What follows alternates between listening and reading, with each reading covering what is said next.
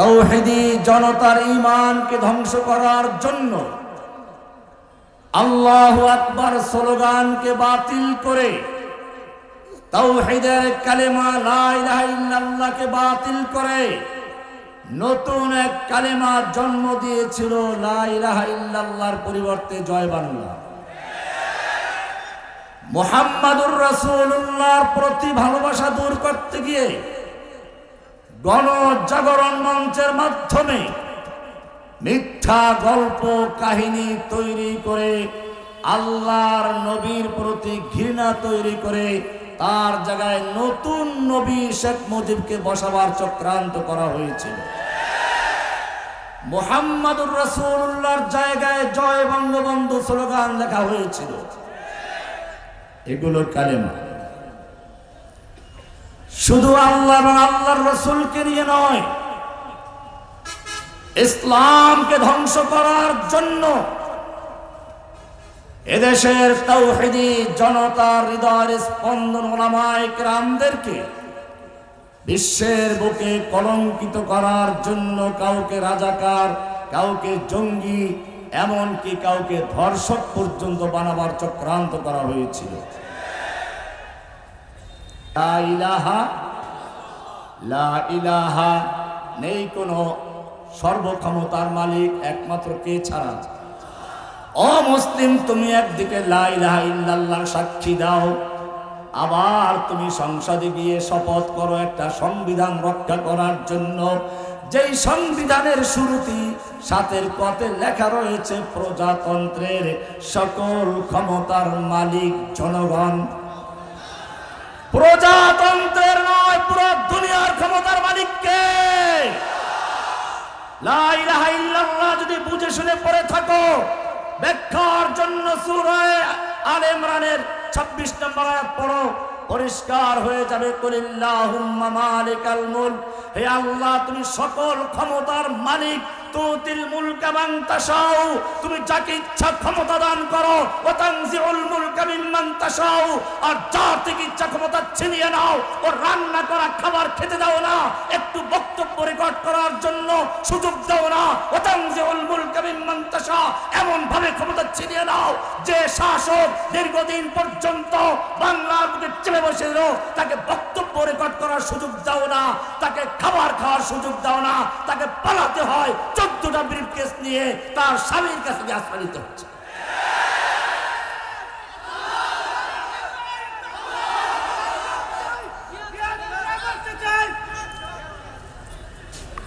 যেই স্লোগান দিয়ে জেহাদ করতে চলবে, স্লোগান দিলে ভালো করে দেওয়া, জেনে এই দেশে হাসিনা তো চলে গেছে, ওর যারা রয়ে গেছে স্লোগানের ধাক্কায় যেন ওদের হৃদয় কেঁপে কলিজা ফেটে ঝাঁপ দেয়। ওয়াতানজিউল মুলকা মিম্মান তাশা, তুমি যাকে ইচ্ছা তার থেকে ক্ষমতা ছিনিয়ে নাও। ক্ষমতা ছিনিয়ে নেওয়ার মালিককে। ওয়াতুইজ্জু মান তাশাউ, যাকে ইচ্ছা তুমি ইজ্জত দান করে ইজ্জত দেওয়ার মালিককে।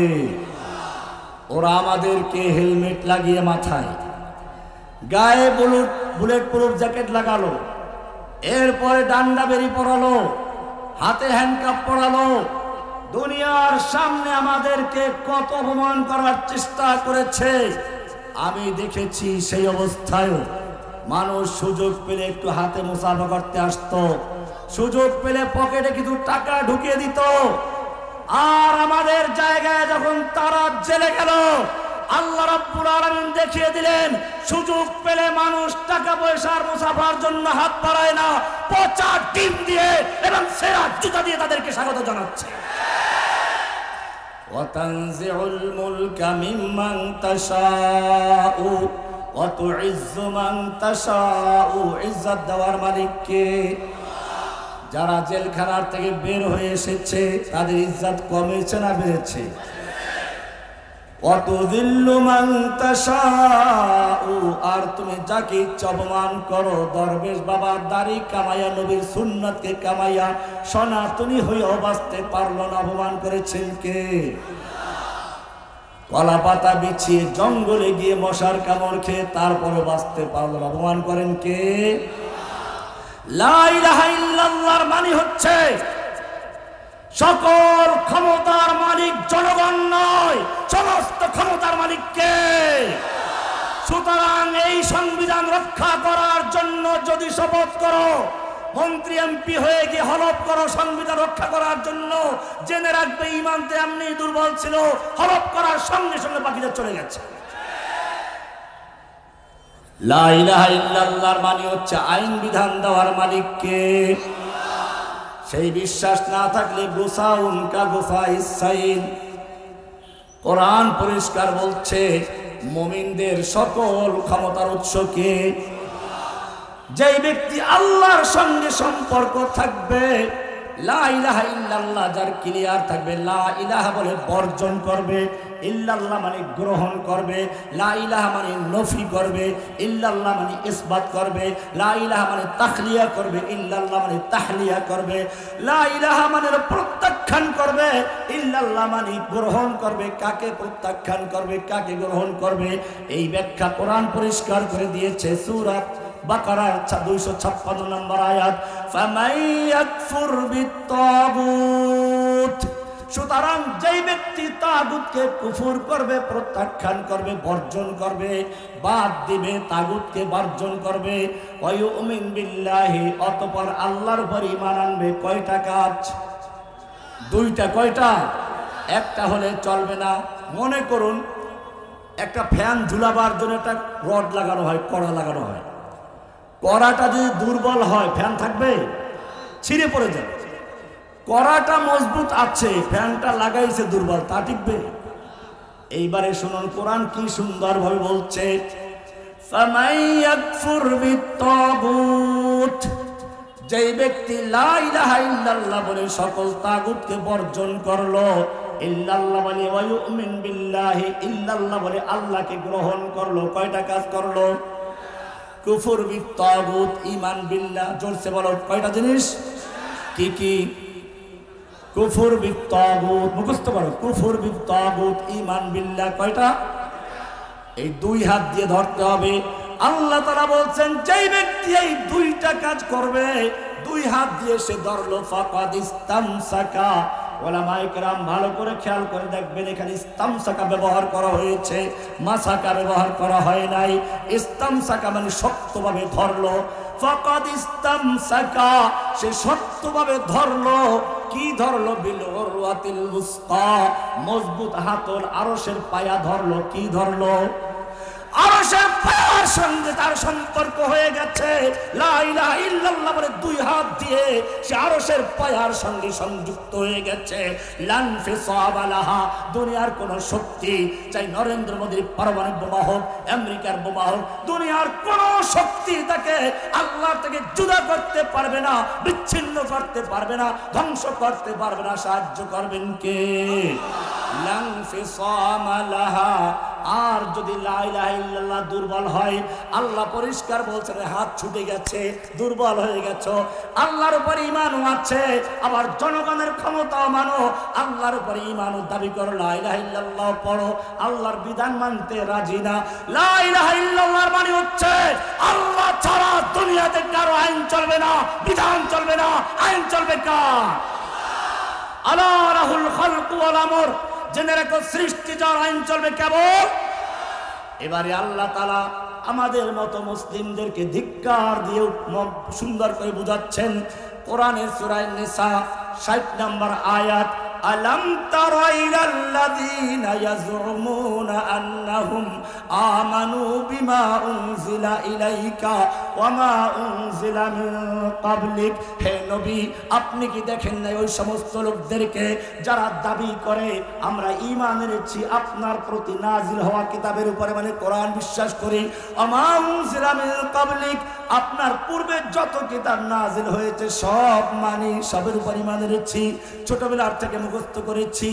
আমানতু বিল্লাহি ওয়া মালাইকাতিহি ওয়া কুতুবিহি, সব মানি, কিন্তু সব মানি, কোরআন তোমার হুকুম মানতে রাজি না, বিধান মানতে রাজি না। আফসোস করে আল্লাহ বলছেন, ইউরিদুনা আইয়াতাহাকামু ইলাত তাগুত, যখন তাদেরকে বলা হয় কোরআনের বিচার মানো, কোরআনের সংবিধান মেনে চলো, ব্যক্তি জীবনে, পারিবারিক জীবনে, সামাজিক জীবনে, রাষ্ট্রীয় জীবনে, আন্তর্জাতিক জীবনে, সংসদে, আদালতে, ব্যাংকে, সব জায়গায় কোরআনের শাসন কায়েম করো, তখন এই যে এতক্ষণ বললো কোরআন মানি, কিতাব মানি, সব মানি, এই লোকেরা আল্লাহর বিধান মানতে রাজি না। ওয়ায়ুরিদুনা আইয়াতাহাকামু ইলা তাগুত, ওরা তাগুতের কাছে বিচার ফয়সালার জন্য যায়। ব্রিটিশের আইন দিয়ে বিচার ফয়সালা করতে চায়, মানব রচিত আইন দিয়ে বিচার ফয়সালা করতে চায়। ওয়াকাদ উমিরু আইয়াকফুরু বিহি, অথচ তাদেরকে একটু আগে বলা হলো ফামাইয়াকফুর বিত-তাগুত, তাগুতকে প্রত্যাখ্যান করতে হবে, বর্জন করতে হবে, লা ইলাহা বলে ওদেরকে উৎখাত করতে হবে, ইল্লাল্লাহ বলে শুধু আল্লাহর আইন মানতে হবে। এই লোকগুলো কোরআন মানে না, কোরআনটাকে মনে করেছে শুধু জিন ভূতে ধরলে চিনির প্লেটে লিখে ধুয়ে ধুয়ে মিষ্ক জাফরান দিয়ে লিখে খেতে হবে। এই লোকগুলো মনে করলো মানুষ মারা গেলে পরে পয়সার বিনিময়ে কোরআন খতম করতে হবে। এই লোকগুলো মনে করলো শুধু রমজান মাসে চড়া মূল্যে হাফেজ রেখে তারপরে তারাবি পড়াতে হবে। ও মুসলিম, পরিষ্কার জেনে রাখো, আল্লাহ বলছেন কোরআনটা এই জন্য দেওয়া হয় নাই, ইন্না আনজালনা ইলাইকাল কিতাবা বিল হক, হে নবী আপনার প্রতি আমি কোরআন নাযিল করেছি, কিতাব নাযিল করেছি সত্য সহকারে। কেন নাযিল করেছি? কোরআনকে পরিষ্কার জিজ্ঞেস করো, লিতাহকুমা বাইনান নাসি বিমা আরাকাল্লাহ, এই কোরআনের মাধ্যমে, কোরআনের সংবিধানের মাধ্যমে আদালত চলবে, সংসদ চলবে, ব্যাংক চলবে, সমাজ চলবে, রাষ্ট্র চলবে। এজন্য কোরআন নাযিল করেছি। আমাদের সমাজে কোরআন আছে? কোরআন তো মানে, সবাই কোরআন মানে। আলহামদুলিল্লাহ,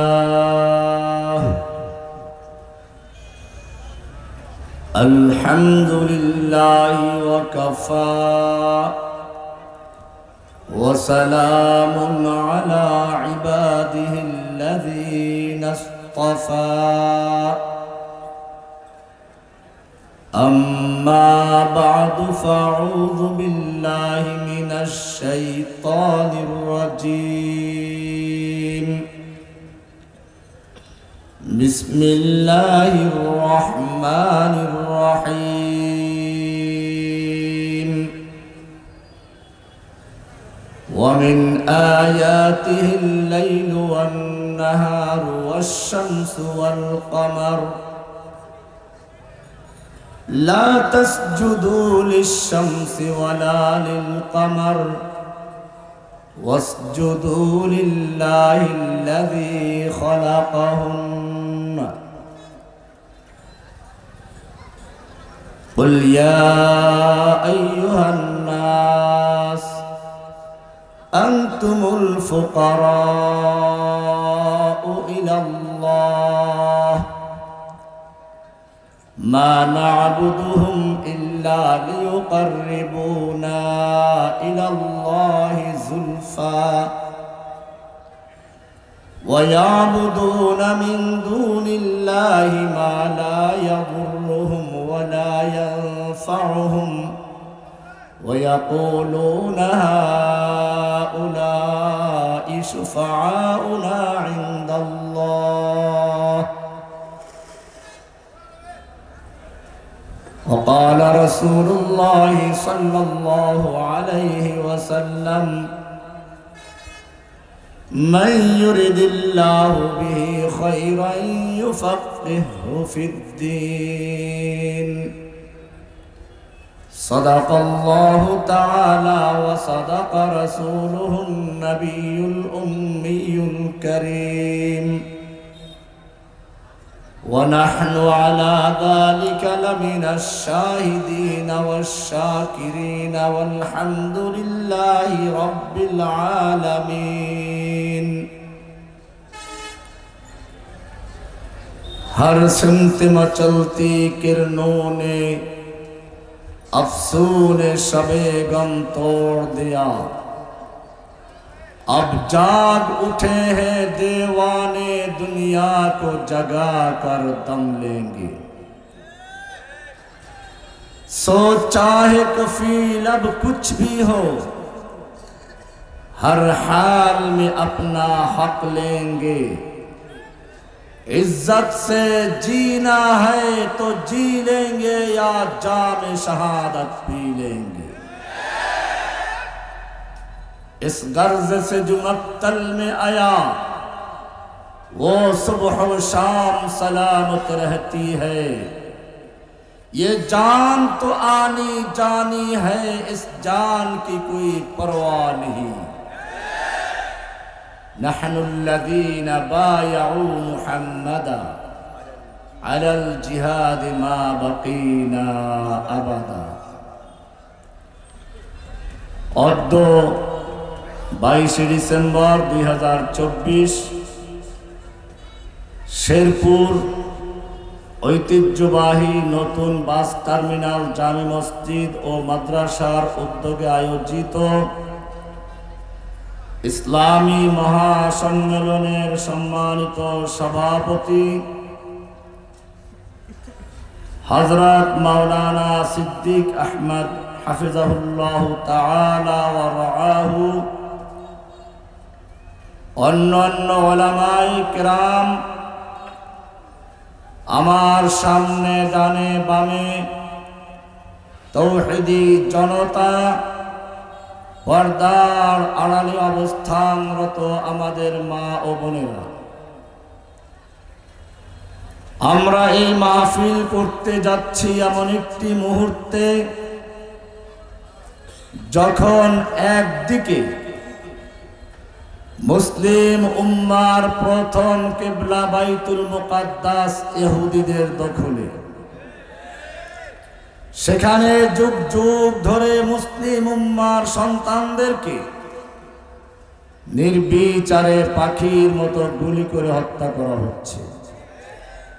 নিচের দিক থেকে তাদের বাড়িঘরগুলোকে বুলডোজার দিয়ে, ট্যাঙ্কের গোলা দিয়ে, উপর থেকে বিমান হামলা করে মাটির সঙ্গে গুঁড়িয়ে দেওয়া হচ্ছে।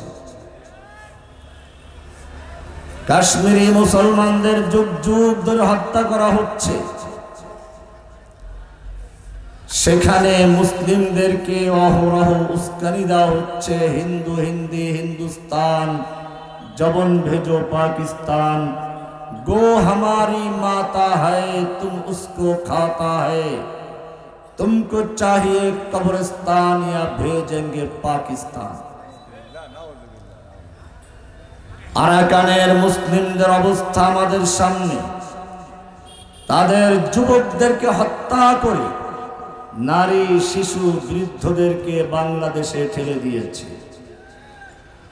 উইঘুর মুসলিমদেরকে উন্মুক্ত কারাগারে বন্দী করে রাখা হয়েছে। বাংলাদেশের তাওহীদি জনতার ঈমানকে নষ্ট করার জন্য দীর্ঘদিন পর্যন্ত ভারতের রয়ের কর্তৃক প্রশিক্ষণ প্রাপ্ত হয়ে বাংলাদেশে এসেছিল দুই বোন, যারা বাংলাদেশের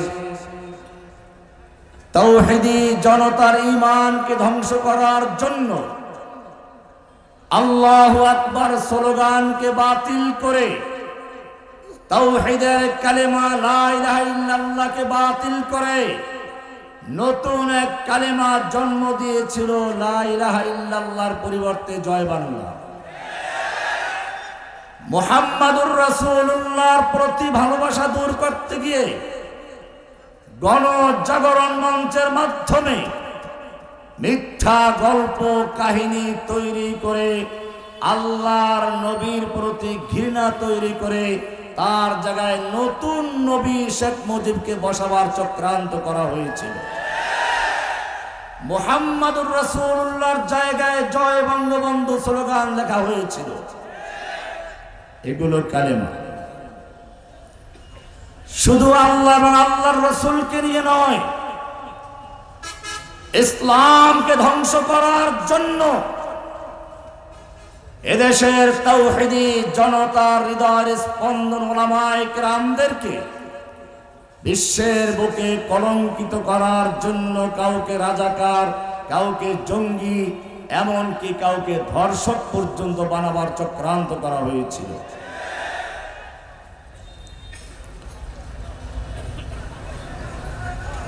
এখনো এই বাংলাদেশের তাওহীদি জনতাকে বিশ্বের বুকে কলঙ্কিত করার জন্য তাদের পরামর্শে, তাদের উস্কানিতে টঙ্গীর মতো একটা নিরীহ জায়গায়, যেখানে যুগ যুগ ধরে বিশ্ব ইজতেমা হয়ে আসছে, সেখানে আজকে রক্তাক্ত খুনাখুনির দৃশ্য আমরা দেখতে পাচ্ছি। যেই হিন্দু এক সময় মুসলিম শাসকদের পা চাটা গোলামি করত, মুসলিমদের দরবারে ঘুরঘুর করত, আজকে তাদের এত বড় সাহস কোত্থেকে? যে ইহুদিরা ওমর ইবনুল খাত্তাবের যুগে, ওমর ইবনে খাত্তাব যখন খায়বর থেকে ইহুদিদেরকে বহিষ্কারের নোটিশ জারি করলেন, ইহুদি নেতা ওমর বিন খাত্তাবের কাছে এসে আবেদন করল, ওমর, তোমাদের নবী আমাদেরকে খায়বরে থাকার জন্য অনুমতি দিয়েছিলেন, আমরা তোমাদের কৃষি কাজ করব, মজদুরি করব, শ্রমিকগিরি করব, দাসত্ব করব, বিনিময়ে অর্ধেক ফসল আমরা পাবো, বাকিটা তোমাদের, তুমি কেন আমাদের বহিষ্কার করতে যাচ্ছ? ওমর ইবনে খাত্তাব রাদিয়াল্লাহু তাআলা আনহু বলেছিলেন, আল্লাহর দুশমন, সেদিন আল্লাহর নবী যা বলেছিলেন প্রতিটি কথা আমার অক্ষরে অক্ষরে মনে আছে। সেদিন তিনি বলেছিলেন, আমি তোমাদেরকে খায়বরে ঠিক সে পর্যন্ত থাকার অনুমতি দিচ্ছি যে পর্যন্ত আল্লাহর মঞ্জুর হবে। এরপরে তিনি বলেছিলেন, সেদিন বেশি দূরে নয়, যেদিন তোদেরকে খায়বর থেকে পালাতে হবে, উৎখাত করা হবে এবং তোদেরকে নিয়ে তোদের উটগুলো এত দূর পর্যন্ত যেতে বাধ্য হবে, যেতে যেতে সেগুলো ক্লান্ত হয়ে যাবে। আল্লাহর নবীর সেই ভবিষ্যৎবাণী আজ বাস্তবায়ন হচ্ছে, তোদেরকে খায়বর ছেড়ে পালাতেই হবে। যে ইহুদি কাল পর্যন্ত মুসলিম জাতির কৃষি কাজ করার জন্য, শ্রমিকের কাজ করার জন্য, চাষাবাদের জন্য করজোর প্রার্থনা করছিল, সেই ইহুদি আজকে এত বড় সাহস থেকে পেল?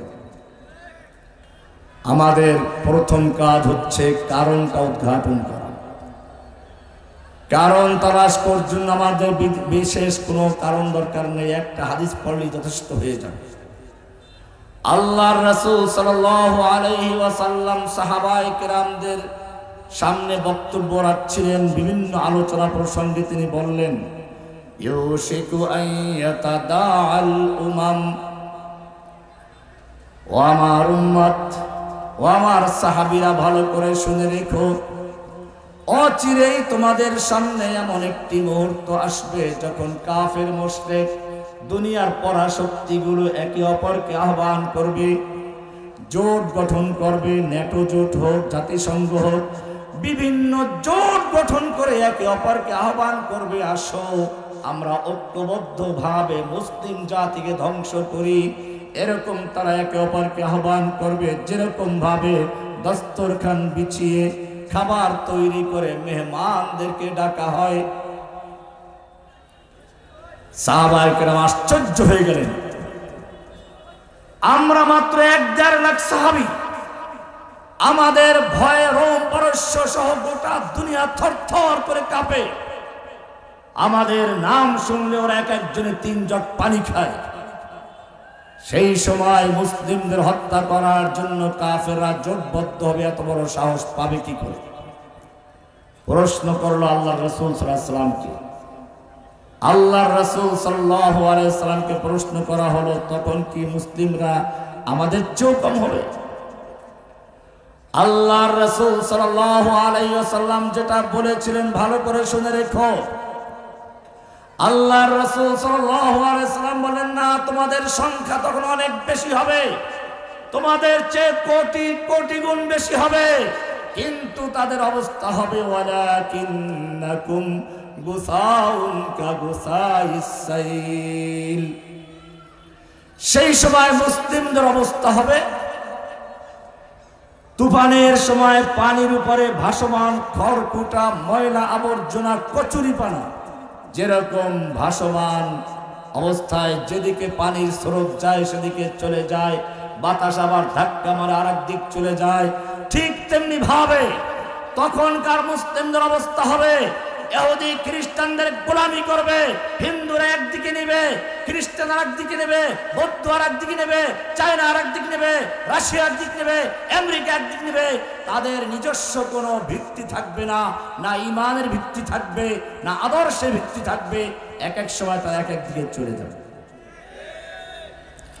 ওয়ালাকিন্নাকুম গুসাউন কাগুসাইস সাইল, তুফানের সময় পানির উপরে ভাসমান খড়কুটা যেরকম থাকে সেরকম অবস্থা হবে। তাদের ইমানের ভিত্তি থাকবে না, কালিমা তো পড়বে, লা ইলাহা ইল্লাল্লাহ পড়বে, অর্থ জানবে না। আমরা সকলে লা ইলাহা ইল্লাল্লাহ পড়ে অর্থ কি? কোরআন পরিষ্কার বলছে ফা'লাম আন্নাহু লা ইলাহা ইল্লাল্লাহ, লা ইলাহা ইল্লাল্লাহ জেনে বুঝে পড়ো, এটার সাক্ষ্য দাও। লা ইলাহা ইল্লাল্লাহর সাক্ষ্য না দিলে আযান হয় না, আশহাদু আল্লা ইলাহা ইল্লাল্লাহ না বললে ইকামত হয় না, আশহাদু আল্লা ইলাহা ইল্লাল্লাহ না বললে খুতবা হয় না, আশহাদু আল্লা ইলাহা ইল্লাল্লাহ আইয়ু শাইইন আকবার শাহাদা, সবচেয়ে বড় সাক্ষ্য। আর যদি প্রশ্ন করা হয় এমন কোন সাক্ষ্য আছে যেই সাক্ষ্য আল্লাহ নিজে দিয়েছেন, বলতে হবে শাহিদাল্লাহু আন্নাহু লা ইলাহা ইল্লাহু। কি আছে লা ইলাহার ভিতর? লা ইলাহা ইল্লাল্লাহ দুইটা অংশ। প্রথম অংশ লা ইলাহা, লা মানে নেই, ইলাহা কোনো মাবুদ যার আনুগত্য করা যায়, যার হুকুম মানা যায়, যার কাছে প্রার্থনা করা যায়, যার বিধান মানা যায়, এমন কোন ইলাহ নেই। আগে খালি করা হচ্ছে, এরপরে ইল্লাল্লাহ বলে শুধু একজনকে গ্রহণ করা হচ্ছে। কাকে? এটা এরকম একটা পুরাতন বিল্ডিং এ রং করতে গেলে আগে যেরকম পুরাতন রংটা ঘষে মেজে ধুয়ে মুছে পরিষ্কার করে এরপরে নতুন রং করা হয়, ঠিক তেমনি ভাবে প্রথমে লা ইলাহা ইল্লাল্লাহর মাধ্যমে অন্তরের ভিতরে যত গায়রুল্লাহ আছে সব কিছু উৎখাত করে দিয়ে ধুয়ে মুছে পরিষ্কার করে একমাত্র একজনকে গ্রহণ করা। তার নাম কি? লা ইলাহা। লা ইলাহা নেই কোনো সর্বক্ষমতার মালিক একমাত্র কে ছাড়া? ও মুসলিম, তুমি একদিকে লা ইলাহা ইল্লাল্লাহর সাক্ষী দাও, আবার তুমি সংসদে গিয়ে শপথ করো একটা সংবিধান রক্ষা করার জন্য, যেই সংবিধানের শুরুতে 7 পথে লেখা রয়েছে প্রজাতন্ত্রের সকল ক্ষমতার মালিক জনগণ। প্রজাতন্ত্রের নয়, পুরো দুনিয়ার ক্ষমতার মালিক কে? লা ইলাহা ইল্লাল্লাহ যদি বুঝে শুনে পড়ে থাকো, ব্যাখ্যার জন্য সূরা আলে ইমরানের 26 নম্বর আয়াত পড়ো, পরিষ্কার হয়ে যাবে। কুলিল্লাহুম্মা মালিকাল মুলক, হে আল্লাহ তুমি সকল ক্ষমতার মালিক। তুতিল মুলকা মান তাশাউ, তুমি যাকে ইচ্ছা ক্ষমতা দান করো। ওয়া তানজিউল মুলকা মিম্মান তাশাউ, আর যার থেকে ইচ্ছা ক্ষমতা ছিনিয়ে নাও। ও রান্না করা খাবার খেতে দাও না, একটু বক্তব্য রেকর্ড করার জন্য সুযোগ দাও না। ওয়া তানজিউল মুলকা মিম্মান তাশা, এমন ভাবে ক্ষমতা ছিনিয়ে নাও যে শাসক দীর্ঘদিন পর্যন্ত বাংলার বুকে চেপে বসেছিল, তাকে বক্তব্য রেকর্ড করার সুযোগ দাও না, তাকে খাবার খাওয়ার সুযোগ দাও না, তাকে পালাতে হয় 14টা ব্রিফকেস নিয়ে তার স্বামীর কাছে আশ্রয় নিতে হচ্ছে।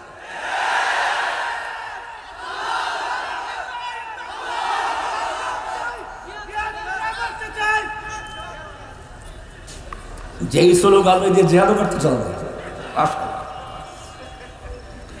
স্লোগান দিলে ভালো করে দেওয়া, যেন এই দেশে হাসিনা তো চলে গেছে, ওর যারা রয়ে গেছে স্লোগানের ধাক্কায় যেন ওদের হৃদয় কেঁপে কলিজা ফেটে বন্ধুর সাথে ঝাঁপ দেয়।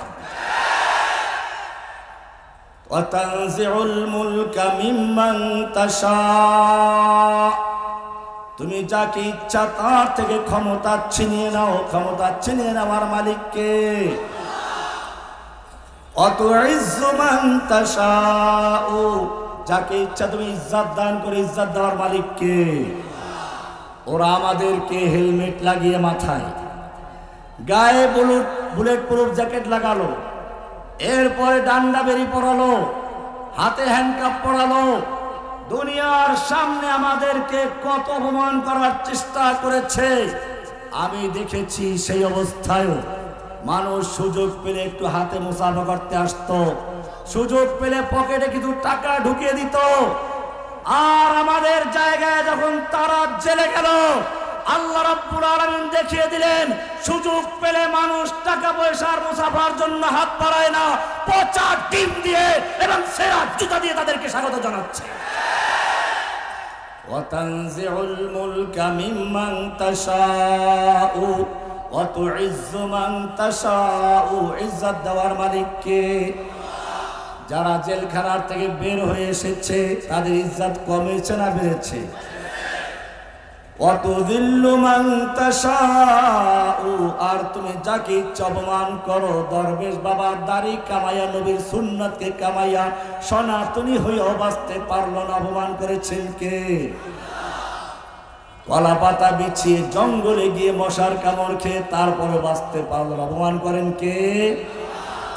লা ইলাহা ইল্লাল্লাহর মানে হচ্ছে সকল ক্ষমতার মালিক জনগণ নয়, সমস্ত ক্ষমতার মালিক কে?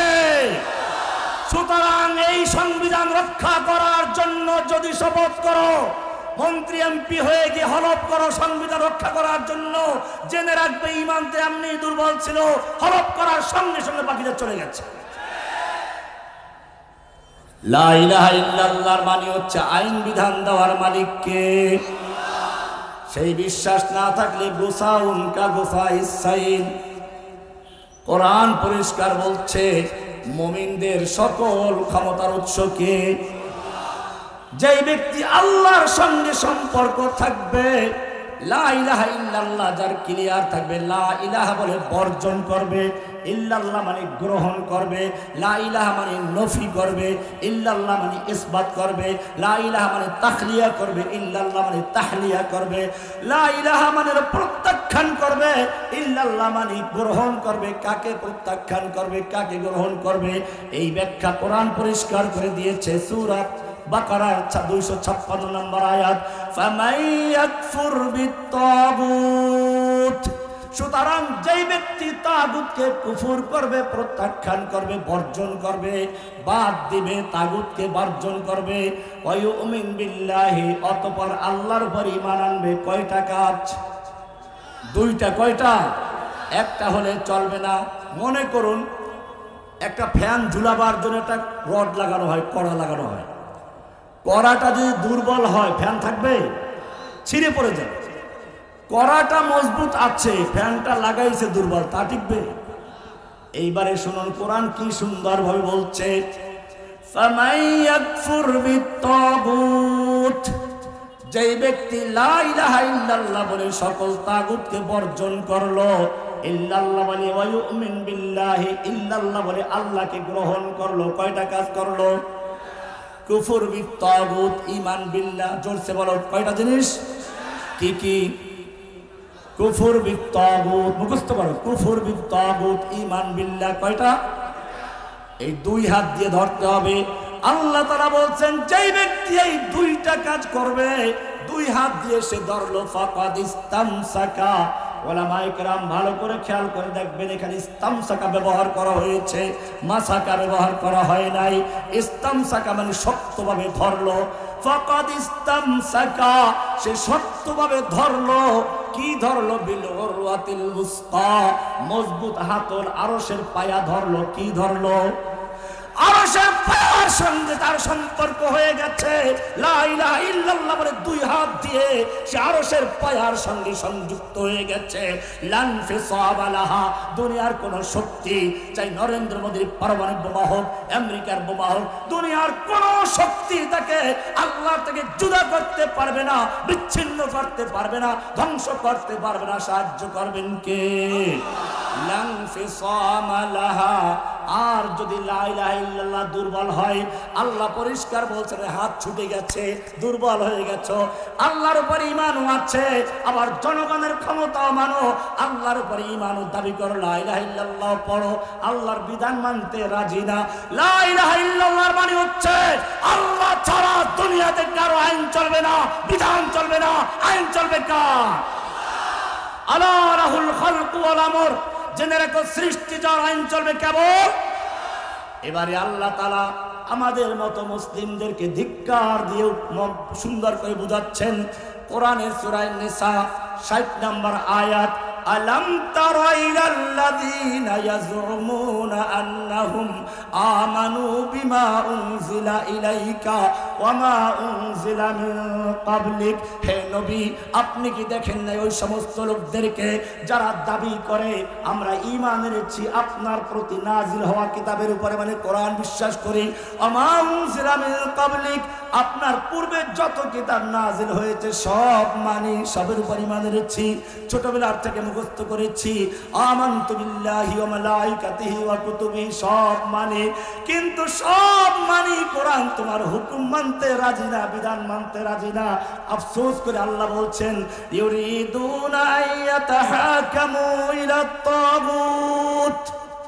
যখন তাদেরকে বলা হয় কোরআনের বিচার মানো, কোরআনের সংবিধান মেনে চলো, ব্যক্তি জীবনে, পারিবারিক জীবনে, সামাজিক জীবনে, রাষ্ট্রীয় জীবনে, আন্তর্জাতিক জীবনে, সংসদে, আদালতে, ব্যাংকে, সব জায়গায় কোরআনের শাসন কায়েম করো, তখন এই যে এতক্ষণ বললো কোরআন মানি, কিতাব মানি, সব মানি, এই লোকেরা আল্লাহর বিধান মানতে রাজি না। ওয়ায়ুরিদুনা আইয়াতাহাকামু ইলাত তাগুত, ওরা তাগুতের কাছে বিচার ফয়সালার জন্য যায়, ব্রিটিশের আইন দিয়ে বিচার ফয়সালা করতে চায়, মানব রচিত আইন দিয়ে বিচার ফয়সালা করতে চায়। ওয়াকাদ উমিরু আইয়াকফুরু বিহি, অথচ তাদেরকে একটু আগে বলা হলো ফামাইয়াকফুর বিত-তাগুত, তাগুতকে প্রত্যাখ্যান করতে হবে, বর্জন করতে হবে, লা ইলাহা বলে ওদেরকে উৎখাত করতে হবে, ইল্লাল্লাহ বলে শুধু আল্লাহর আইন মানতে হবে। এই লোকগুলো কোরআন মানে না, কোরআনটাকে মনে করেছে শুধু জিন ভূতে ধরলে চিনির প্লেটে লিখে ধুয়ে ধুয়ে মিষ্ক জাফরান দিয়ে লিখে খেতে হবে। এই লোকগুলো মনে করলো মানুষ মারা গেলে পরে পয়সার বিনিময়ে কোরআন খতম করতে হবে। এই লোকগুলো মনে করলো শুধু রমজান মাসে চড়া মূল্যে হাফেজ রেখে তারপরে তারাবি পড়াতে হবে। অমুসলিম পরিষ্কার জেনে রাখো, আল্লাহ বলছেন কোরআনটা এই জন্য দেওয়া হয় নাই, ইন্না আনজালনা ইলাইকাল কিতাবা বিল হক, হে নবী আপনার প্রতি আমি কোরআন নাজিল করেছি, কিতাব নাজিল করেছি সত্য সহকারে। কেন নাজিল করেছি? কোরআনকে পরিষ্কার জিজ্ঞেস করো, লিতাহকুমা বাইনান নাসি বিমা আরাকাল্লাহ। এই কোরআনের মাধ্যমে, কোরআনের সংবিধানের মাধ্যমে আদালত চলবে, সংসদ চলবে, ব্যাংক চলবে, সমাজ চলবে, রাষ্ট্র চলবে। এজন্য কোরআন নাজিল করেছি। আমাদের সমাজে কোরআন আছে? কোরআন তো মানে সবাই কোরআন মানে। আল্লাহ পরিষ্কার বলেছেন, ওমান লাম ইয়াহকুম বিমা আনজালাল্লাহু ফাউলাইকুমুল কাফিরুন ফাউলাইকুমুজ জালিমুন ফাসিকুন। তিনটা আয়াত বলেছেন তিন প্রেক্ষিতে। কোরআনের আইন মানে না তিন রকম হতে পারে। একটা হচ্ছে এই কোরআন এই যুগে চলে না, অস্বীকার করে। আর এক দল কোরআন চলে, তবে তার চেয়ে মানব রচিত আইন ভালো। আর এক দল হচ্ছে কোরআনও চলে, অন্যটাও চলে, একটা চললেই হয় সমান সমান। আল্লাহ তাআলা পরিষ্কার জানিয়ে দিচ্ছেন, ওমান লাম ইয়াহকুম বিমা আনজালাল্লাহু, যারা আল্লাহর নাযিলকৃত বিধান কোরআন দিয়ে রাষ্ট্র পরিচালনা করে না, কোরআন দিয়ে আদালত চালায় না, আল্লাহ বলছেন ফাউলাইকা হুমুল কাফিরুন, তারাই কাফের, তারাই জালেম, তারাই ফাসিক। সূরা মায়দার 44, 45, 47 নম্বর আয়াত। এরপরে আরেকটি আয়াত গুরুত্বপূর্ণ, সূরা নিসার 65 নম্বর আয়াত। আল্লাহ বলছেন, ফালা ওয়া রাব্বিকা লা ইউমিনুন, হে নবী খবরদার আপনার রবের কসম, আল্লাহ কসম করে বলছেন, ফালা ওয়া রাব্বিকা লা ইউমিনুন, আপনার রবের কসম করে বলছি ওরা মুমিন নয়। যতই দাবি করুক কোরআন মানি, আগের কিতাবগুলো সব মানি, কিন্তু তারা কোরআনের বিচার ফয়সালা মানে না, কোরআনের হুকুমত মানে না, কোরআনের সংবিধান মানে না।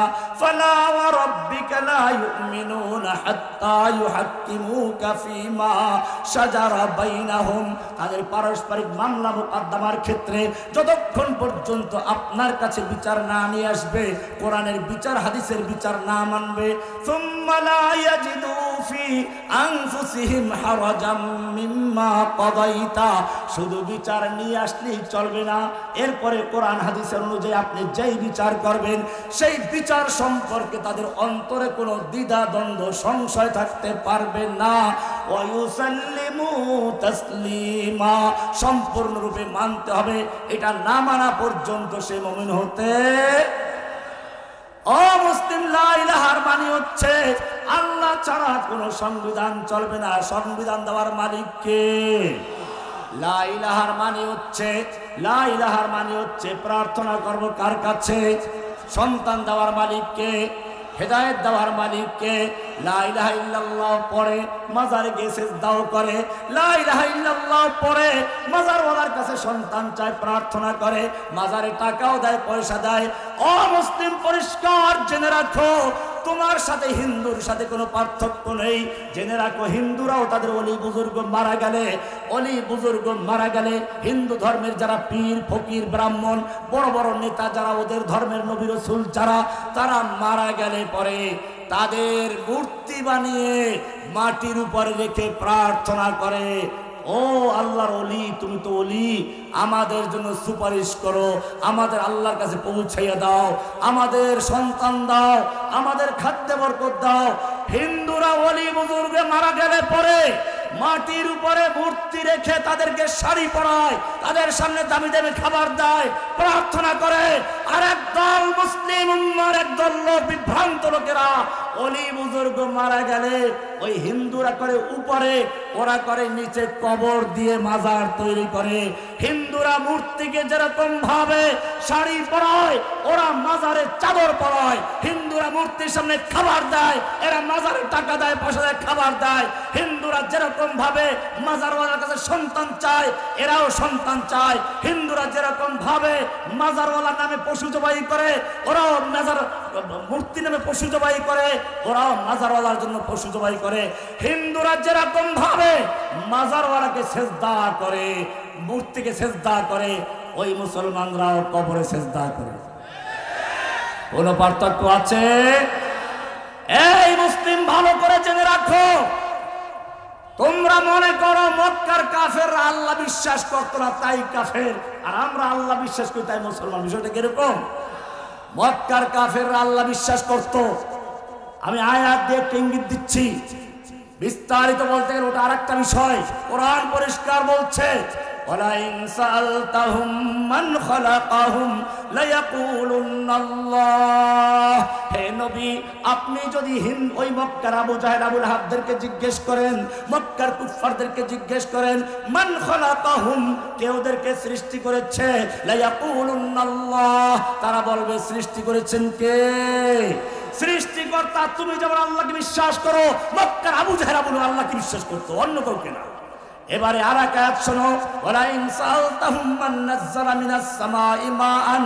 হে নবী, আপনি যদি মক্কার আবু জাহেল আবুল আহাবদেরকে জিজ্ঞেস করেন কে আসমান থেকে পানি বর্ষণ করে, ফাহিয়া বিহিল আরদা মিন বাদি মাউতিহা, অতঃপর সেই পানির মাধ্যমে মৃত্যু জমিনকে শুকিয়ে চৌচির হয়ে যা জমিনকে আবার নতুন করে তাজা করে ফসল উৎপন্ন করায় কে? আল্লাহ বলছেন ওই মক্কার কাফেররা বলবে ফসল উৎপন্ন করায় কে? কিন্তু জানেন না, আমি একটা লেকচার দিয়েছিলাম, তারপরে কেমন খেপলো, হাইকোর্ট জামিন দেওয়ার পরে আবার জেলে ঢুকায়। কারণ কি জানেন? এই যে লেডি পালালো, সে একবার ঢাকেশ্বরী মন্দিরে ভাষণ দিল। আমরা জানি মা দুর্গা দেবী প্রতি বছর কোনো না কোনো বাহনে চড়ে আসে, এবার এসেছে গজে চড়ে। আর মা দুর্গা দেবী গজে চড়ে আসলে, গজ মানে হাতি, হাতির পিঠে চড়ে আসলে দেখেন না, ওই সময় হাতিতে আসতো, নৌকায় যেত, নৌকায় আসতো, হাতিতে যেত। ওদের দুর্গাও বোঝে, সে নৌকায় ঘুষ দিতে হইবে, হাসিদারে ঘুষ না দিলে নৌকা ডুবে যাইবে। সেখানে ভাষণ দিয়েছিল, আমরা জানি মা দুর্গা দেবী গজে চড়ে আসলে দেশে ফলে ফসলে ভরে যায়, এবার তাই হয়েছে। আমি তখন প্রতিবাদ করেছিলাম, বাংলাদেশের কোটি কোটি মানুষের দেশের নেত্রী তুমি, তুমি দাবি করো তাহাজ্জুদ পড়ো, দাবি করো কোরআন পড়ো, তোমার যে বিশ্বাস তুমি প্রকাশ করেছো মক্কার আবু জাহেল আবুল আহাবদের বিশ্বাস তার চেয়ে অনেক ভালো ছিল। কোরআন বলছে পরিষ্কার ভাবে, ওয়ালা ইন সালতাহুম মান নাযালা মিনাস সামাই মাআ, হে নবী আপনি যদি মক্কার আবু জাহেল আবু লাহাবদেরকে জিজ্ঞেস করেন কে আসমান থেকে পানি বর্ষণ করে, ফাহিয়া বিহিল আরদা মিন বাদি মাউতিহা, অতঃপর সেই মৃত্যু জমিনকে, শুকিয়ে যাওয়া জমিনকে আবার বৃষ্টির পানির মাধ্যমে তাজা করে ফসল উৎপন্ন করেন কে, লা ইয়াকুলুনাল্লাহ, তারা বলবে কে করেন। তাহলে বোঝা গেল মক্কার কাফেররা আল্লাহ বিশ্বাস, এটা ক্লিয়ার। আরো দলিল আছে, এগুলো বলতে গেলে আমার মূল আলোচনার সামনে। এরপরে শুনুন, আপনি বলবেন যে ঠিক আছে শায়েখ আমরা তো জানি ওরা আল্লাহ বিশ্বাস করতো তবে মূর্তি পূজা করতো, আমরা মূর্তি পূজা করি না, এই পার্থক্য পাওয়া গেছে। এইবারে আমি কোরআন থেকে তোমাদের দেখাচ্ছি ওরা মূর্তি পূজা করতো কেন। এবারে কোরআনের সূরা জুমার, এই সূরা জুমারের 3 নম্বর আয়াত, 39 নম্বর সূরার 3 নম্বর আয়াত, আল্লাহ তাআলা ওদের ব্যাপারে বলছেন আলা লিল্লাহিদ দীনুল খালিস, জেনে রাখো আল্লাহর জন্য সে নির্ভেজাল, অংশীদার মুক্ত, ভেজাল মুক্ত দিন। আল্লাহকেও মানবা, আবার মাজার পূজাও করবা, আল্লাহকেও মানবা, মূর্তির কাছে প্রার্থনা করবা, এসব চলবে না। এরপরে আল্লাহ বলছেন ওয়াল্লাযীনা ইত্তাখাযু মিন দুনিহি আউলিয়া, আল্লাহর পরিবর্তে যারা আউলিয়া পূজা করে, হিন্দু হোক মুসলিম হোক, হিন্দুরা মূর্তি তৈরি করে, মুসলিমরা মাজার তৈরি করে, যেভাবেই তৈরি করুক না কেন আউলিয়া বলেছে, আউলিয়া অর্থাৎ হিন্দুদের আউলিয়া, মুসলমানদের আউলিয়া, যত রকমের ভণ্ড আউলিয়াদের নামে মাজার তৈরি করা হয়েছে। আমি ক্লিয়ার বলে দেই, আবার মাজারে যারা শুয়ে আছেন আমি তাদের বিরুদ্ধে বলছি না, পরিষ্কার। মাজারে যারা শুয়ে আছেন তাদের দোষ নয়। শাহজালাল রহমাতুল্লাহ আলাইহি বাংলাদেশে কেন এসেছিলেন ইতিহাসগুলো পড়বেন। ওখানে একজন মুসলিম তার সন্তান হয়েছিল, তার ছেলের নামে আকিকা দিয়েছিল গরু জবাই করে। সেই গরু জবাইয়ের খবর যখন ওই এলাকার হিন্দু রাজা জানতে পারলো, তখন তার সেই ছেলেকে নিয়ে দ্বিখণ্ডিত করে ফেললো এবং যেই হাত দিয়ে গরু জবাই করেছিল সেই হাত কেটে ফেলেছিল। বুরহানুদ্দিন নামের ওই লোকটি তখন দিল্লিতে বারবার গেল, মুসলিম সেনারা তখন আসলো, একবার দুইবার ব্যর্থ হলো। পরের বারে শাহজালাল রহমাতুল্লাহ আলাইহির নেতৃত্বে 313 জনকে পাঠানো হয়েছিল। আলহামদুলিল্লাহ তারা সেখানে বিজয় লাভ করলো, হিন্দু রাজা সেখান থেকে পালিয়ে গিয়েছে। সুতরাং মনে রাখতে হবে, আমার কথার কেউ ভুল ব্যাখ্যা করবেন না। পরিষ্কার জানিয়ে দেই, শাহজালাল রহমাতুল্লাহ আলাইহি, খাজা মঈনুদ্দিন চিশতি রহমাতুল্লাহ আলাইহি তারা মুজাহিদ ছিলেন, জিহাদ করেছেন। খাজা মঈনুদ্দিন চিশতি রহমাতুল্লাহ আলাইহি শিখদের বিরুদ্ধে জিহাদ করেছেন। ওনাকে লক্ষ্য করে যখন বড় বড় পাথর ছোড়া হচ্ছিল, ইতিহাস পড়বেন, উনি তখন বলেছিলেন এই পাথর যদি আল্লাহ কর্তৃক নিক্ষেপিত হয়ে থাকিস মাথা পেতে দিলাম, গুড়ি গুড়ি করে দে।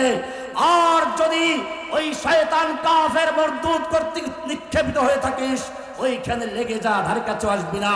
ইতিহাস সাক্ষী, সেই বড় বড় পাথরগুলো তার ইশারা যেখানে ছিল সেখানে পড়েছিল। সুতরাং আমার এই বক্তব্য ক্লিয়ার। আমি বলতে চাই, আল্লাহর ওলিরা মারা গেলে মুসলিমরা কি করে আর হিন্দুরা কি করে পরিষ্কার হয়ে যান।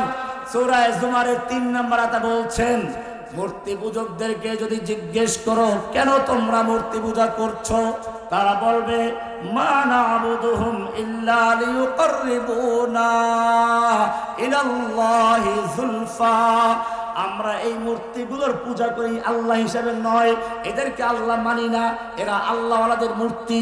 আমরা এদেরকে পূজা করি যাতে করে এই মূর্তির মাধ্যমে ওই যে আল্লাহর ওলি সে আমাদেরকে আল্লাহর কাছে সুপারিশ করে নিয়ে যায়, আল্লাহর নিকটে পৌঁছে দেয়।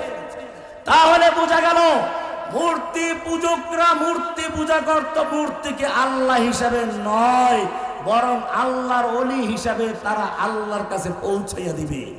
একই উদ্দেশ্যে যদি তুমি মাজার পূজা করো, মাজারওয়ালা তোমাকে আল্লাহর কাছে পৌঁছাই দিবে, আল্লাহর ওলি বানিয়ে দিবে। জেনে রাখবে তোমার মধ্যে আর ওই হিন্দুর মধ্যে কোনো পার্থক্য নেই। পার্থক্য শুধু একটা, তুমি মাটির নিচে রেখেছো, ওরা মাটির উপরে রেখেছে। এবারে কোরআনে আয়াত ভালো করে শুনুন, সূরা ইউনূস 10 নম্বর সূরা 18 নম্বর আয়াত আল্লাহ বলছেন ওয়ায়াবুদুনা মিন দুনিল্লাহ وَيَعْبُدُونَ مِن دُونِ اللَّهِ مَا لَا يَضُرُّهُمْ وَلَا يَنفَعُهُمْ وَيَقُولُونَ هَؤُلَاءِ شُفَعَاؤُنَا عِندَ اللَّهِ ওরা আল্লাহর পরিবর্তে দেবদেবীর পূজা করে কেন? ওদের দাবি হচ্ছে এই দেবদেবীগুলো আমাদেরকে আল্লাহর কাছে সুপারিশ করে। কি করবে?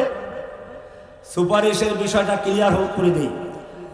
ইসলামে সুপারিশের সমর্থন করে, সব সুপারিশ হক বিশ্বাস করে, কিন্তু মনে রাখতে হবে সুপারিশটা হবে কিয়ামতের মাঠে। আল্লাহ তাআলা যাদেরকে অনুমতি দিবেন তারা সুপারিশ করতে। দুনিয়াতে কেউ ঠিকাদারি নিতে পারবে না। দুনিয়াতে ঠিকাদারি নিবে কি করে?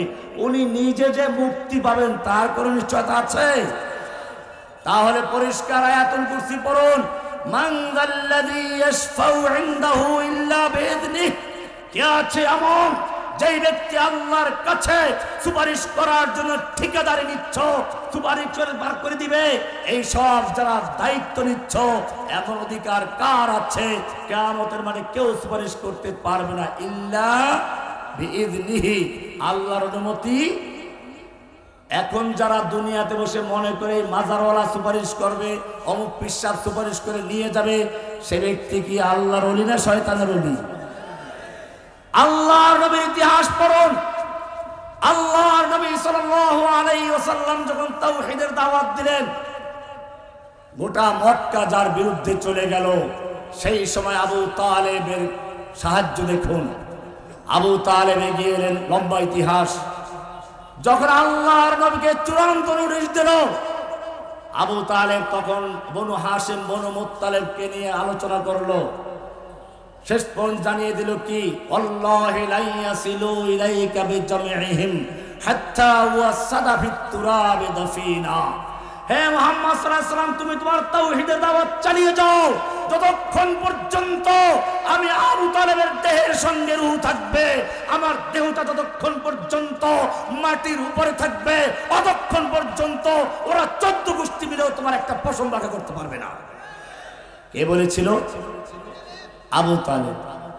এই আবু তালেবের অবস্থা দেখেন। আবু তালেব মৃত্যু হচ্ছেন, আল্লাহর নবী চাচার মুখে মাথার কাছে গিয়ে বসলেন, বললেন, চাচা একটু বলো লা ইলাহা ইল্লাল্লাহ। এই লা ইলাহা ইল্লাল্লাহ যদি তুমি স্বীকৃতি না দাও, তুমি যা কিছু করেছো সব জিরো, সব শূন্য, কোনো মূল্য নাই। একজন লোক শূন্য লেখলো, শূন্য শূন্য শূন্য, কোনো মূল্য আছে? আগে একটা এক লেখো, এরপরে একটা শূন্য দাও, কত হবে? আর এক শূন্য, আর এক শূন্য, আর এক শূন্য। এক যখন তোমার আছে, এইবারে তুমি যত শূন্য লাগাবে একের মূল্য তত বাড়বে। ও চাচা, লা ইলাহা ইল্লাল্লাহর সাক্ষী দাও, এটা হচ্ছে এক। এইটা যদি তুমি না দাও, তোমার সব জিরো, কোনো মূল্য নাই। আমি আল্লাহর কাছে সুপারিশ করতে পারবো না, আমি আল্লাহর কাছে তোমার জন্য কিছু বলতে পারবো না। চাচা ইসলাম কবুল করার জন্য মানসিক তৈরি হচ্ছিলেন, কিন্তু ওই যে সোহবতে সালেহ তোরা সালেহ কুনাদ, সোহবতে তালেহ কুনা তালে কুনাদ, ওই যে দুষ্ট কাফের বন্ধু বান্ধব ছিল আবু জাহেল আবু লাহাবরা, তারাও আসলো, এসে বলল, আবু তালেব শেষ পর্যন্ত মৃত্যুর আগে বাপ দাদার ধর্ম ত্যাগ করে ভাতিজার ইসলাম কবুল করে তুমি চলে যাইবা, আরবের মেয়ে লোকেরা তোমাকে কাপুরুষ বলবে। আবু তালেব শেষ পর্যন্ত মারা গেল, আর বলল, আমি আমার বাপ দাদার ধর্মের উপরে আছি, এই বলে সে মারা গেল। আল্লাহর নবী সাল্লাল্লাহু আলাইহি ওয়াসাল্লাম মনক্ষুণ্ণ হলেন। আল্লাহ রাব্বুল আলামিন কোরআনের সূরা কসাস 28 নম্বর সূরার 56 নম্বর আয়াত নাযিল করলে বললেন, ইন্নাকা লা তাহদি মান আহবাবতা। হে নবী, আপনি যাকে পছন্দ করেন, আপনি যাকে ভালোবাসেন, তাকে হেদায়েত দিতে পারবেন না। হেদায়েত দেওয়ার মালিক কে? ওয়ালাকিন্নাল্লাহ ইয়াহদি মান ইয়াশা। বরং আল্লাহ যাকে ইচ্ছে করেন তিনি হেদায়েত দান করেন।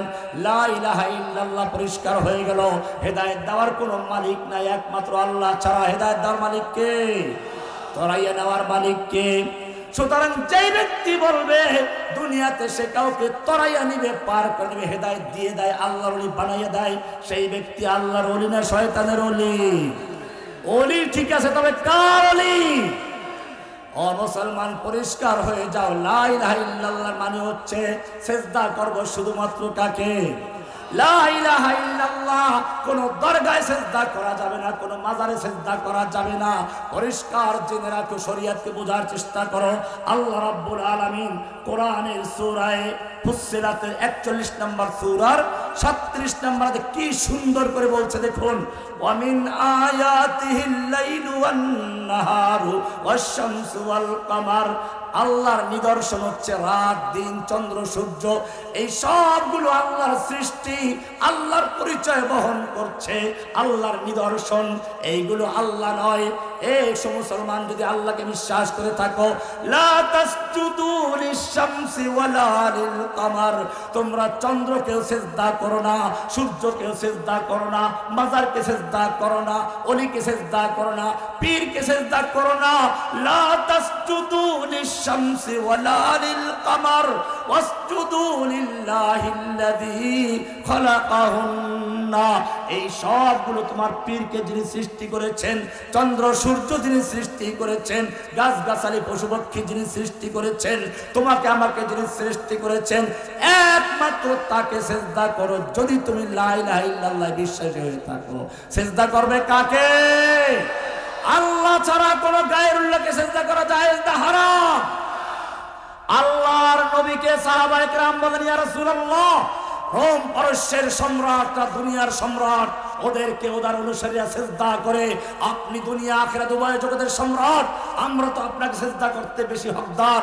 আল্লাহর রাসূল সাল্লাল্লাহু আলাইহি ওয়াসাল্লাম বললেন, ও মুসলিম উম্মত, জেনে রাখো, আল্লাহ ছাড়া এই মাথা কারো সামনে নত হবে না, সিজদা করা যাবে না। যদি আল্লাহ ছাড়া কারো সামনে সিজদা করা জায়েজ হতো, আমি মেয়ে লোকদেরকে বলতাম তারা যেন স্বামীদেরকে সিজদা করে। পরিষ্কার হয়ে গেল, আল্লাহ ছাড়া কোন গায়রুল্লাহর সামনে মাথা নত করবে না। এই কারণে আমি আপনাদেরকে একটা উদাহরণ দিচ্ছি, ভালো করে বুঝুন। এই এলাকায় যদি কোনো মাজার পূজারী থাকেন, ভাইয়েরা, আপনাদের সঙ্গে আমাদের কোনো শত্রুতা নেই। মনে রাখবেন, আপনাদের মধ্যে ইখলাস আছে, ভালো কাজ অন্তরে বিশ্বাস নিয়ে করেন, কিন্তু শিরক করতেছে। আপনাদেরকে সংশোধন করা আমাদের দায়িত্ব। আপনারা বোঝার চেষ্টা করুন, আল্লাহ তাআলা আমাদের শরিয়া দিয়েছেন, এই শরিয়া কত পরিষ্কার করে দিয়েছেন একটু ভেবে দেখুন। আপনি যত রকম নামাজ পড়েন, সব নামাজের রুকু সিজদা আছে, কিন্তু জানাজার নামাজের রুকু সিজদা। তুমি ফজর পড়বে, রুকু সিজদা করবে, জোহর পড়বে, রুকু সিজদা করবে, আসর পড়বে, রুকু সিজদা করবে, মাগরিব পড়বে, রুকু সিজদা করবে, জুমা পড়বে, রুকু সিজদা করবে, ঈদ পড়বে, রুকু সিজদা করবে। যত রকমের নামাজ আছে, সব নামাজে রুকু সিজদা করতে হবে, না করলে তোর নামাজ হবে না। কিন্তু খবরদার, খবরদার, নামাজটা যদি জানাজার নামাজ হয়, তুই রুকু করতে পারবি না, সিজদাও করতে পারবি না। জানাজার নামাজ আব্দুল কাদের জিলানী রাহমাতুল্লাহ আপনার কেন রুকু সিজদা করতে পারবি না? জানাজার নামাজ খাজা মুঈনুদ্দিন চিশতি রাহমাতুল্লাহ আপনার কেন তুই রুকু করতে পারবি না, সিজদাও করতে পারবি না? জানাজার নামাজ শাহ জালাল রাহমাতুল্লাহ আপনার কেন তুই রুকু করতে পারবি না, সিজদাও করতে পারবি না? জানাজার নামাজ তোর বাড়ির পাশের পীর সাহেবের হোক না কেন, তুই রুকু করতে পারবি না, সিজদাও করতে পারবি না। কারণটা কি? সব নামাজের রুকু সিজদা না করলে নামাজ হয় না, আর জানাজার নামাজের রুকু সিজদা করা যাবে না। কারণটা কি? একটাই কারণ, কারণ হচ্ছে জানাজার নামাজের সামনে লাশ আছে, লাশ। জানাজার নামাজের সামনে লাশ আছে, অন্য নামাজের সামনে কোনো গায়রুল্লাহ নাই, কোনো লাশ নাই। সেজন্য আল্লাহ রাব্বুল আলামিন জানাজার নামাজের থেকে নিজের পাওনা রুকু সিজদা বাতিল করে দিয়েছেন, যাতে করে কোনো মাজার পূজারী, কোনো পীর পূজারী বিভ্রান্ত করতে না পারে, ধোঁকা দিতে না পারে, প্রতারণা করতে না পারে। এই তো বুজুর্গকে সম্মানের সিজদা করা হলো, তাহিয়ার সিজদা করা হলো। কি সুন্দর সুযোগ ছিল, লাশটা একেবারে সামনে, কোনো মাটি নাই, বাঁশ নাই, পর্দা নাই, সেই সময় সিজদা করা গেল না। লাশটা যখন তোমার সামনের থেকে মাটিতে চলে গেল, কবরে চলে গেল, মাঝখানে 2.5 মণ মাটি আসলো, বাঁশ আসলো, হোকলা আসলো, এরপরে তোমাকে কোন বিবেক সেখানে সেজদা করার জন্য অনুমতি দিল। মাজারে সেজদা করা জায়েজ না হারাম? মাজারে চাদর দেওয়া জায়েজ না হারাম? আল্লাহর নবী মৃত্যুর 3 দিন আগে বলেছেন, লানাল্লাহুল ইয়াহুদা ওয়ান নাসারা ইত্তাখাযু কুবুর আমবিয়াইহিম ওয়া সালিহিহিম মাসাজিদ। আল্লাহ তাআলা ইহুদি খ্রিস্টানদেরকে লানত করুন, তারা তাদের ওলি বুজুর্গ নবীরা মরে গেলে তাদের মৃত্যুর কবরস্থানটাকে তারা মাজার বানাতো, সেজদার স্থানে বানাতো। এরপরে আল্লাহ রাসূল সাবধান করেছেন, লা তাজআলু কবরি ওয়াসানান ইউবাদ। হে আমার উম্মতরা, খবরদার খবরদার, আমার মৃত্যুর পরে তোমরা আমার কবরকে সেজদার স্থান বানাবে না, পূজার স্থান বানাবে না, ইবাদতগাহ বানাবে না, প্রার্থনার জায়গা বানাবে না। আজ পর্যন্ত আল্লাহর নবীর মাজারে সেজদা করা যায়? কোনো প্রার্থনা করা যাবে? আল্লাহর নবীর সাহাবীদের কবর মক্কা মদিনায় আছে। মক্কার জান্নাতুল মুআল্লায় আল্লাহর নবীর প্রথমা স্ত্রী খাদিজাতুল কুবরা শুয়ে আছেন। জান্নাতের সুসংবাদ প্রাপ্ত মহিলা, উহুদের পাহাড়ের পাশে সমস্ত শহীদদের সরদার, আল্লাহর নবীর চাচা সাইয়্যিদুশ শুহাদা, জান্নাতের সুসংবাদ প্রাপ্ত সাহাবী হামজা রাদিয়াল্লাহু তাআলা শুয়ে আছেন। আমি জিজ্ঞেস করতে চাই, আল্লাহর নবীর কবর জিয়ারত করে বের হলে পরে মদিনার বিশাল কবরস্থান ওসমান রাদিয়াল্লাহু তাআলা সহ প্রায় 10,000 সাহাবায়ে কেরামদের কবর আছে যারা মক্কা মদিনায় গিয়েছেন। ও কবর পূজারী ভাইয়েরা, তোমাদেরকেও বলি, মক্কা মদিনায় গিয়ে ভালো করে দেখো, কোন কবরে চাদর টাকা পয়সা আছে? কোন কবরে মাজার আছে? কেন সাহাবীদের কবরে চাদর দেওয়ার লোক নাই নাকি? এই মুসলমান, ভালো করে বুঝে রাখো, যদি মাজারে চাদর দেওয়া ভালো কাজ হতো, মাজারে কবরে চাদর দেওয়া যদি জায়েজ হতো, আল্লাহর নবীর স্ত্রীদের কবরে, আল্লাহর নবীর সন্তানদের কবরে, আল্লাহর নবীর সাহাবীদের কবরে শুধু সুতার চাদর নয়, মানুষ তার কলিজা ছিঁড়ে তা দিয়ে সুতা বানিয়ে চাদর দেওয়ার মতো লক্ষ লক্ষ মুসলমান মজুদ ছিল। দিচ্ছেন? কেন দিচ্ছেন না? কারণ আল্লাহ রাসূল কঠিন ভাবে নিষেধ করে গেছে।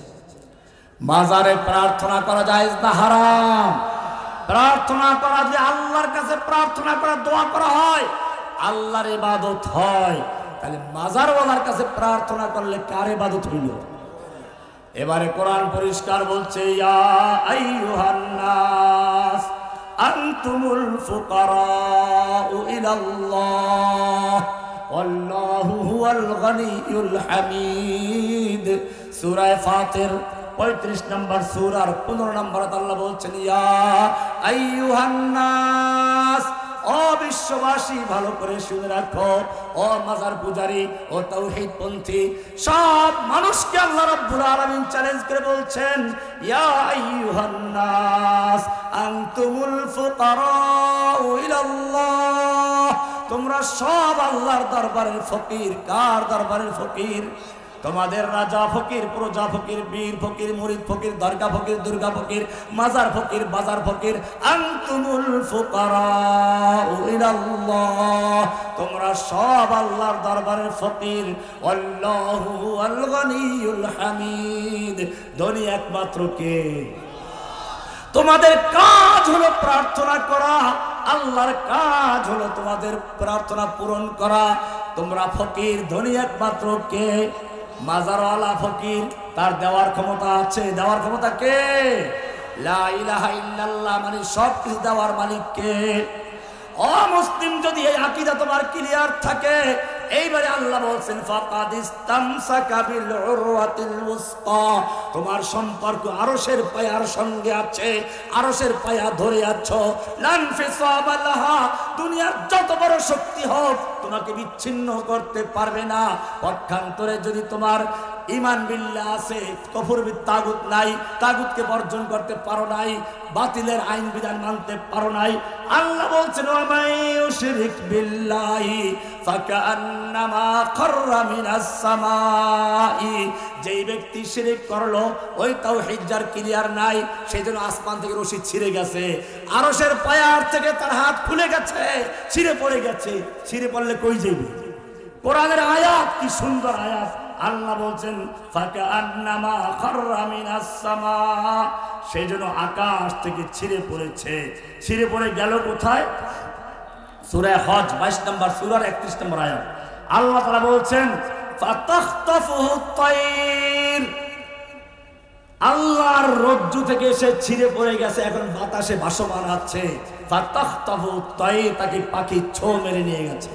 এই পাখিকে, এই পাখি হচ্ছে ইহুদি, এই পাখি খ্রিস্টান, এই পাখি নাস্তিক মুরতাদ, এই পাখি হচ্ছে কাদিয়ানি, এই পাখি হচ্ছে বর্তমানে আহলে কোরআন, এই পাখি হচ্ছে আবার কিছু সাতপন্থী বের হয়ে গেছে। ফাতাখতাফুহু তায়র, পাখি তাকে ছো মেরে নিয়ে যাবে। আও তাহবি বিহির রিহু, অথবা তাকে বাতাসে উড়িয়ে নিয়ে যাবে। কোথায় নিয়ে যাবে? ফি মাকানিন সাহিক, দূরবর্তী কোন ময়দানে। তার মানে হচ্ছে নাস্তিক হয়ে যাবে, হয়তো বেদাতি হবে, নয় নাস্তিক হবে, কারণ সে আল্লাহর থেকে ছিঁড়ে গেছে। কি হয়ে গেছে? কোরআনের আয়াত, এগুলো আয়াত, জসিমুদ্দুর রহমানের বানানো আয়াত নাই, কোরআনের আয়াত। ছিঁড়ে পড়ে গেছো। এবারে সেই হাদিসের শুরুতে চলে আসো। আমি যেটা বলেছিলাম, আল্লাহর রাসূল সাল্লাল্লাহু আলাইহি ওয়াসাল্লামকে সাহাবায়ে কেরাম জিজ্ঞেস করেন, ইয়া রাসূলুল্লাহ, তখন কি আমাদের মুসলিমদের সংখ্যা কম হয়ে যাবে? আল্লাহর রাসূল বললেন, না না, তোমাদের সংখ্যা অনেক বেশি হবে। ওয়ালাকিন্নাকুম গুসাউন কাগুসাইস সাইল, তোমাদের অবস্থা হবে তুফানের সময়, প্লাবনের সময় পানির উপরে যে খড়কুটা ভাসে, কচুরি পানা ভাসে, ময়লা আবর্জনা ভাসে, ওইগুলো যেরকম বাতাস যেদিক নিয়ে যায় সেদিক যাবে, ওই রকম তোমাদের অবস্থা হবে। সাহাবায়ে কেরাম জিজ্ঞেস করলেন, ইয়া রাসূলুল্লাহ, এর কারণটা কি হবে? আল্লাহর রাসূল বললেন, তোমাদের অন্তরে অহন ঢুকিয়ে দেবে, অহন। এবারে সাহাবায়ে কেরাম বলেন, আমার ওহান ইয়া রাসূলুল্লাহ, ও আল্লাহর নবী, ওহান জিনিসটা কি? আমরা তো কিছুই বুঝলাম না। আল্লাহর রাসূল বললেন, হুব্বুদ দুনিয়া ওয়া কারাহিয়াতুল মাউত, আল্লাহর রাস্তায় জীবন দেওয়াকে অপছন্দ করা এবং দুনিয়ার নেতৃত্ব, লোভ লালসা, মন্ত্রিত্ব পাওয়া, এমপি হওয়া ইত্যাদির লোভে আল্লাহর দ্বীনকে বিকৃত করে, পরিবর্তন করে কুফফারদের তরিকা তোমরা গ্রহণ করো। এটা পরিষ্কার। আজকে আমি তাওহীদি জনতাকে পরিষ্কার জানিয়ে দেই, যখনই পৃথিবীতে নতুন কোন আদর্শ মাথা চারা দিয়ে উঠেছে, একদল তথা কথিত দরবারি আলেম এটাকে ইসলামাইজেশন করার জন্য চক্রান্ত করেছে। পৃথিবীতে এক সময় সমাজতন্ত্র এসেছিল, ভালো করে জেনে রাখো। সমাজতন্ত্রীরা যখন তাদের জয় জয়কার অবস্থা, কারণ স্লোগানগুলো ভালো ছিল, কেউ খাবে তো, কেউ খাবে না, তা হবে না, তা হবে না, কেউ গাছতলায়, কেউ 10 তলায়, তা হবে না, তা হবে না, বৈষম্য থাকবে না, কারণ এই বৈষম্যের মূল জায়গা হচ্ছে মালিকানা, ব্যক্তি মালিকানায় কোনো জমি জমা থাকবে না, কলকারখানা থাকবে না, কেউ বড়লোক হতে পারবে না, সব রাষ্ট্রের মালিকানায় থাকবে, দেশের জনগণ শুধু কাজ করবে, সমাজতন্ত্র। এই স্লোগান দেওয়ায় দলে দলে লোকেরা তার দিকে আকৃষ্ট হলো। রাশিয়া, চায়না সব অনেক বিশ্বের বহু বড় বড় দেশ সমাজতন্ত্রের ছায়াতলে চলে আসলো। ইসলামের একদল লোক মিসকিন, তারাও চলে আসলো। এই সমাজতন্ত্রকে ইসলামাইজেশন করার জন্য পাগল হয়ে গেল, কিতাব লিখে ফেললো আল-ইশতিরাকিয়াতু বিল ইসলাম, ইসলামের সমাজতন্ত্র। দলিল দিল 500 আয়াত দিয়ে, হাদিস দিয়ে। কিভাবে? সমাজতন্ত্র বলে ব্যক্তি মালিকানা থাকবে না, ইসলাম বলে, ইসলাম তাই বলে, লিল্লাহি মা ফিস সামাওয়াতি ওয়া মা ফিল আরদ ইন্নাল আরদা লিল্লাহি ইউরিসুহা মান ইয়াশা, জমিনের কলকারখানার সব মালিকানা আল্লাহর, ওরা বলে রাষ্ট্রের, আমরা বলি আল্লাহর। এই তো সমাজতন্ত্র। আল্লাহর নবী জীবনে কোনো সম্পদ জড়ো করেন নাই। নাহনু মাআশিরাল আম্বিয়া, আমরা নবীর দল, আমরা ওয়ারিস হই না, ওয়ারিস বানাই না। এই কারণে আল্লাহর নবীর মৃত্যুর পরে ফাতেমা রাদিয়াল্লাহু তাআলা আনহা, আলী রাদিয়াল্লাহু তাআলা আনহু, আবু বকর রাদিয়াল্লাহু তাআলা আনহু কাছে গেলেন, খয়বরের জমির ভাগ চাইলেন, ওয়ারিস সূত্রে জমি চাইলেন, তিনি দিলেন না, বললেন না এটা দেওয়া যাবে না, আমি বাইতুল মাল থেকে তোমাদের খরচা চালাবো, কিন্তু নবীর ওয়ারিস দেওয়া যাবে না, নবীদের ওয়ারিস হয় না। এই নিয়ে কি ঝামেলা হলো? ও মুসলিম, দলিল শুরু হয়ে গেল। এবারে আরো দলিল দিল, আবু বকর রাদিয়াল্লাহু তাআলা আনহু বাইতুল মাল থেকে অতটুকু নিতেন যতটুকু প্রয়োজন, যেটা জমা করেছিল অত বাতিল করে দিল। এরপর আবু যার গিফারির হাদিস, এইভাবে 500 কিতাবের হাওয়ালা দিয়ে লেখলো সমাজতন্ত্রই ইসলাম, আল ইশতিরাকিয়াত বিল ইসলাম। এরপরে যখন বিশ্বের মানুষ দেখতে পারলো একটা দেশ চালাবার জন্য পুলিশের উপরে পুলিশ সুপার এভাবে হাজার স্তর তৈরি করে প্রধানমন্ত্রী পর্যন্ত বিভিন্ন স্তর তৈরি করা ছাড়া একটা দেশ চলতে পারে না। এরপরে যদি বলা হয় যে ক্ষমতায় উপর নিচ থাকবে কিন্তু সুযোগ সুবিধা সমান থাকবে, এটাও হয় না। কারণ আমরা দেখেছি সমাজতন্ত্রের সেই নেতারা যা করেছে সেটা হলো যে তারা নিজেরা সবকিছু ভোগ করত, দেশের জনগণকে তারা শ্রমিক আর কর্মচারী বানিয়েছে। মানুষ যখন বুঝতে পারলো এই সমাজতন্ত্র হলো এরকম একটা অর্থনীতি, একটা রাজনীতি, দেশের একজনের মাথা ব্যথা হলো, মাথাটা ব্যথা দূর করার জন্য মাথাটা কেটে ফেলে দিল। ঠিক তেমনি ভাবে বৈষম্য দূর করতে গিয়ে দেশের সকল মানুষকে গোলাম আর বান্দি আর শ্রমিক বানিয়ে মুষ্টিমেয় কয়েকজন লোক বড় লোক হয়ে গেল, মালিক হয়ে গেল। এরপরে সমাজতন্ত্রকে মানুষ লাথি মারলো, ওদের বড় বড় মূর্তিগুলোকে রাজপথ থেকে ক্রেন লাগিয়ে টেনে হেঁচড়ে যা ওদের নদীতে ফেলে দিল। আসলো রাজতন্ত্র। এবারে রাজতন্ত্রকে ইসলামাইজেশন করার জন্য আর একদল আলেম তৈরি হয়ে গেল। তারা দলিল দিতে শুরু করলো ওই যে আমির মুআবিয়া রাদিয়াল্লাহু তাআলা আনহু তার জীবদ্দশায় ইয়াজিদকে খলিফা বানিয়ে গেলেন, এই তো রাজতন্ত্র শুরু হয়ে গেছে, এটা সাহাবীদের কাজ, দলিল হয়ে গেল। আসলো গণতন্ত্র। এই গণতন্ত্র আসার পরে শুরু হয়ে গেল ইসলামাইজেশন করা।